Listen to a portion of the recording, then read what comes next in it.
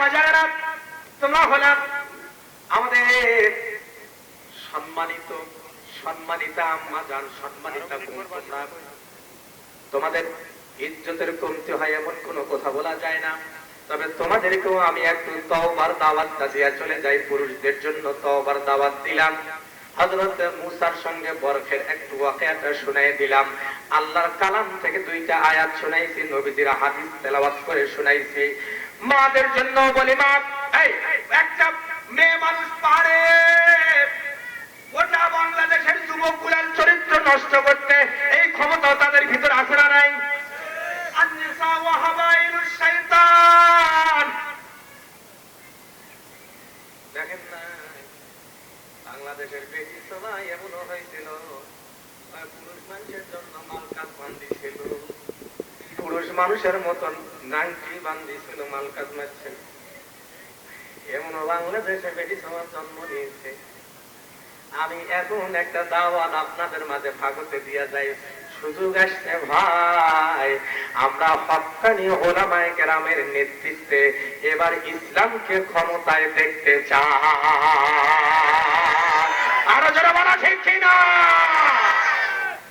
এমন সুযোগ আর কবে আসবে জানি না। সুযোগ যদি নিবার পারেন, বারবার কিন্তু আইসে না, এবার আসছে। আমরা এবার শুধু এতদিন ঢাকা মাটি চিল্লায় গেছি, আমরা ক্ষমতায় যাবার চাই, সংসদে যাবার চাই, কিন্তু আগামী দিনে সুযোগটা আমাদের হয়তো বা আগামী মাসের জুন, আগামী বছরের জুন পর্যন্ত, মানে 25 না 26 সালের জুন পর্যন্ত হয়তো বা এরপরে একটা সুযোগ আসবে। হক্কানি উলামায়ে কেরামের নেতৃত্বে আমরা আল্লাহর কোরআনওয়ালাদেরকে সংসদে দেখতে চাই। অনেকে যাবার দিবার যাবে না,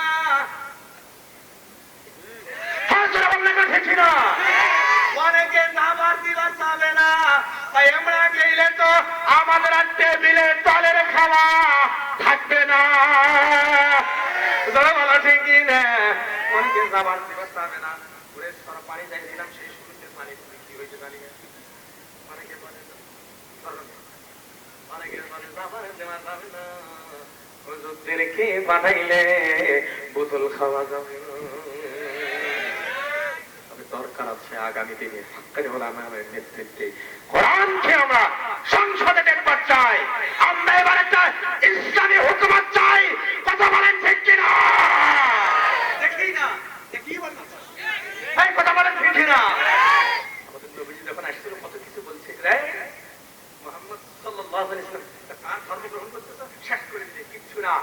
জাসুসরা এসেছে, ইহুদি খ্রিস্টানদের পক্ষ থেকে এসেছে গুপ্তচরেরা, এসে দেখে কিসের কি, আর শান্তি তো মুহাম্মাদের কাছে আছে। সুবহানাল্লাহ বলেন না কেন?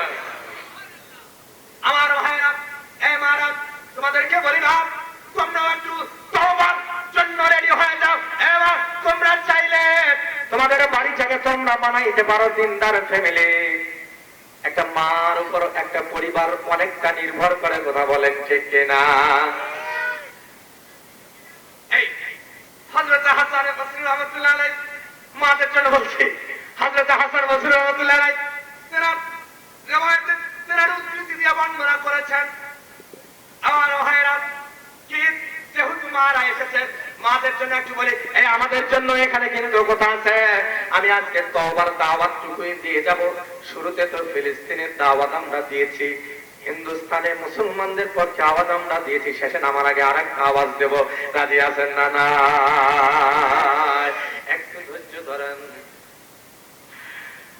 শহরে এই সৌন্দর্যতা, লাকাদ খালাকনাল ইনসানা ফি আহসানি তাকবীর, সুন্দর করে মানুষ বানাইছেন কে? জোরে বলেন না কেন? কে?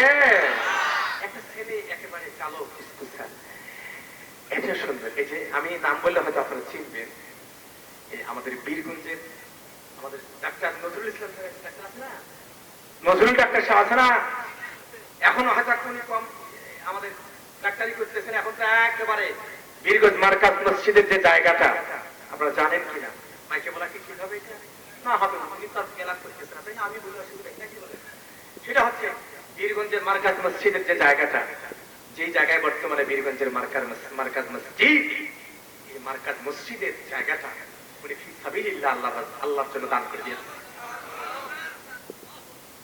যদি বলেন না আল্লাহু আকবার। কোটি টাকার সম্পদ, হাইওয়ে রোডের পাশে। উনি আফ্রিকায় গিয়েছিলেন এই গত 3-4 মাস আগে, রমজানের আগে আর কি। তিনি আফ্রিকা থেকে রমজানের আগে না পরে আসলে সম্ভবত 6 মাস দাওয়াত ও তাবলীগের মেহনতে সময় লাগায়া বাংলাদেশে আসলেন। মসজিদে বসে আমাদের সঙ্গে গল্প হচ্ছে, তো একটা সম্বন্ধ আছে আর কি। সম্বন্ধের কারণে বলতে, ভাই মুফতি সাহেব কি হয়, তোমাকে একটা গল্প শোনাও মুই এক না। আমরা কি বলেন আপনারা? হ্যাঁ, বেঙ্গের মানুষ সাতগাইয়া ভাষায় ওয়াজ করে, কোনো দোষ হয়? সিলেটের মানুষ সিলেটের ভাষায় ওয়াজ করে, কোনো দোষ হয়? কি আমারটা দোষ হবে? হ্যাঁ, কিন্তু হামরায় না কি বলে? আর হুজুর আসছেন, তুমি বলতেছেন শোনো, আমি একটা গল্প শুনেছি তোমার, সেটি হচ্ছে লাকাদ খালাকনাল ইনসানা ফি আহসানি তাকওয়িম। আল্লাহ সুন্দর করে মানুষ বানাইছেন। আল্লাহ তাআলার সৃষ্টি প্রত্যেকটা মানুষই হলো সুন্দর।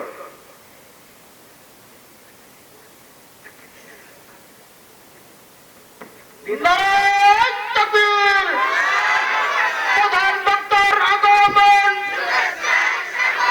শুভেচ্ছার স্বাগতম। ইয়াং সোসাইটির পক্ষ থেকে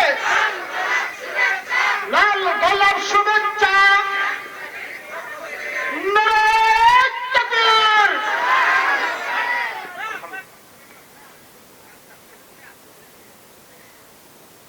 আলহামদুলিল্লাহ, আমরা এই নারীও না হয়ে গেছে। আলহামদুলিল্লাহ, আমরা আর মোটেও বিলম্ব করবো না, হুজুর চলে এসেছেন।